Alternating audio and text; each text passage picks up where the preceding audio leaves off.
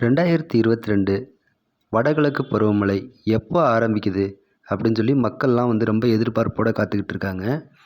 எல்லா வருஷமுமே சென்னையில் மழை நேரத்தில், அதுவும் அக்டோபர், நவம்பர், டிசம்பர் இந்த 3 மாதம் பார்த்திங்கன்னா மழை வந்து சாதாரண மழைலாம் பெய்யாதுங்க.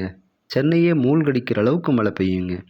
இது சென்னை மக்கள் பார்த்து பார்த்து பழக்கப்பட்ட போனதாக இருந்தாலும், இந்த வருடம் வந்து 2022ல் தீபாவளியை ஒட்டி மிக மிக கனமழை வருதுங்க. நீங்கள் இந்த மாதிரி மழையை நீங்கள் வந்து வாழ்க்கையில் நீங்கள் பார்த்துருக்கவே முடியாது. அப்படி ஒரு மழை வருது.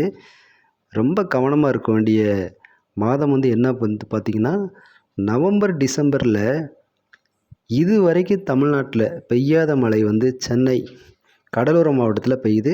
மிக கவனத்துடன் இருக்குமாறு கேட்டுக்கொள்கிறேன்.